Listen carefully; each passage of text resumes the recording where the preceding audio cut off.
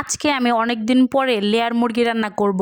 তো লেয়ার মুরগি খেতে কারা কারা পছন্দ করেন? আমার কাছে কিন্তু দারুণ লাগে লেয়ার মুরগি। তো লেয়ার মুরগিটা কিন্তু খেতে অনেকটা দেশি মুরগির মতোই লাগে, একদমই শক্ত। আর এই মুরগিটা কিন্তু বিশাল বড় সাইজের ছিল, প্রায় 4 কেজি প্লাস। তো হ্যালো এভরিওয়ান, আসসালামু আলাইকুম। যে যেখান থেকে আমার ভিডিওটি দেখছেন আশা করি আপনারা অনেক ভালো আছেন। আলহামদুলিল্লাহ, আল্লাহর রহমতে আমি বেশ ভালো আছি। তো আজকে কিন্তু একটু স্পেশালভাবে রান্না করব। তো স্পেশালভাবে কি রান্না করব সেটা হচ্ছে, এই যে দেখতে পাচ্ছেন, এটা কিন্তু লেয়ার মুরগি। আর এই লেয়ার মুরগিটা কিন্তু বিশাল বড় সাইজের ছিল। তো এই লেয়ার মুরগিটা আমি নিজেই কাটতে পারতেছিলাম না। তো আমি কিন্তু অন্য মানুষদের সাহায্য নিয়ে তারপরে এই লেয়ার মুরগিটা মানে কাটাইছি। তারপরে দেখতে পাচ্ছেন এখানে কিন্তু অনেকগুলা পিস আর অনেক বড় বড় পিস। তো এই লেয়ার মুরগিটাকে আমি মানে খুব কষ্ট হয়েছিল ফার্স্টে, যখন আমি মানে চিন্তা করতেছিলাম যে একা একা কীভাবে কাটবো। তো পরবর্তীতে কিন্তু আমি আসলে আমাদের বাসায় একজন হেল্পিং লোক আছে, তো তার মাধ্যমে কিন্তু এই লেয়ার মুরগিটাকে কাটাইছি। তার পরবর্তীতে কিন্তু খুব ভালোভাবে ধুয়ে নিয়েছিলাম। আর এই লেয়ার মুরগিটা খেতে কিন্তু খুবই ভালো লাগে।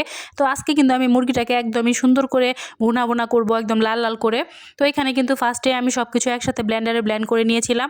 একদম পেঁয়াজ, কাঁচামরিচ যা যা লাগে আর কি, মানে জিরা, শাহি জিরা, গোলমরিচ যা যা লাগে, এলাচ, দারচিনি, লং, সব কিছু আমি একসাথে ব্লেন্ডারে ব্লেন্ড করে নিয়েছিলাম।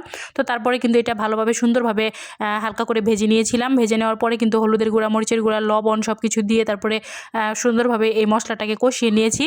কষানো হয়ে গেলে কিন্তু আমি মাংসটাকে দিয়ে দিলাম। দেখেন মাংসের যে রানটা দেখেন, সেই বড়, মানে কি বড় সাইজের মুরগিটা, তাহলে চিন্তা করেন।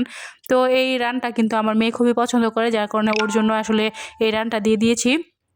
তো এখন কিন্তু খুব ভালোভাবে মশলার সাথে এই মাংসটাকে মাখিয়ে নিব। তারপরে কিন্তু ঢাকনা দিয়ে ঢেকে দেব, এটা ভালোভাবে আসলে কষানোর জন্য। তো যেহেতু বড় সাইজের মুরগি আর একটু বড় বড় করে পিস করেছি, তো সেই জন্য কিন্তু একটু কষাবো সময় নিয়ে।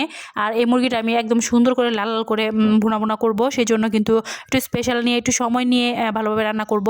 তো এই যে দেখতে পাচ্ছেন আমার কিন্তু মানে সুন্দরভাবে কষানো কমপ্লিট। একদম কিন্তু দেখেন কালারটা একদম লাল হয়ে গিয়েছে। তো কষানো কমপ্লিট হওয়ার পরে কিন্তু এখন আমি পরিমাণ মতো ঝোল দিয়ে দিব, মানে পানি দিয়ে দিব আর কি, যতটুকু প্রয়োজন তো ততটুকু দিব। তো তারপরে কিন্তু ঢাকনা দিয়ে ঢেকে দেবো। আর এই লেয়ার মুরগিটা খেতে কিন্তু খুবই মজা লাগে, মানে দেশি মুরগিটার মতোই লাগে আর কি, প্রায় অনেকটাই শক্ত টাইপের মুরগিটা, আমার কাছে বেশ ভালো লাগে।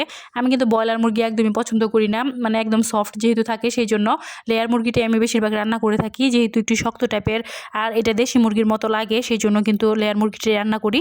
তো যে দেখতে পাচ্ছেন আমার কিন্তু ঝোল দেওয়া হয়ে গিয়েছে। তো এখন কিন্তু আমি সুন্দরভাবে ঢাকা দিয়ে দেবো আর এটাকে ভালোভাবে রান্না করে নেব। তো এটা রান্না হতে একটু সময় লাগবে, কারণ হচ্ছে যেহেতু অনেক বড় বড় পিস করে নিয়েছি, তো এটা সিদ্ধ হতে একটু সময় লাগবে, সেই জন্য কিন্তু একটু টাইম নিয়ে এটাকে রান্না করব। তো সুন্দরভাবে ঢাকনা দিয়ে ঢেকে দেবো, তারপরে কিন্তু এই মানে মাংসটা খুব ভালোভাবে রান্না হয়ে যাবে। আর এটা একদম লাল লাল করে তারপরে কিন্তু এটাকে ভুনা করব আর কি। তো ফার্স্টে চিন্তা করছিলাম যে এটাকে একটু একদম ভাজা ভাজা করে ফেলবো। পরবর্তীতে যে চিন্তা করলাম যে না, আমার মেয়ে তো একদম ভাজা ভাজা খেতে পারবে না, তো সেই জন্য কিন্তু একটু ভুনা করবো আর কি, লাল লাল করে। তো যদি দেখতে পাচ্ছেন এদিকে কিন্তু আমার রান্নাটা প্রায় কমপ্লিট, একদম কিন্তু পানি শুকিয়ে আসছে। দেখেন কালারটা একদম লাল লাল হয়ে এসেছে। একদম হাই হিটে রান্না করার জন্য কিন্তু একদম ধোয়া উঠতেছিল। তো আজকের রেসিপিটি কিন্তু একদম আমার রেডি, দেখেন কি সুন্দর মাখো মাখো হয়েছে।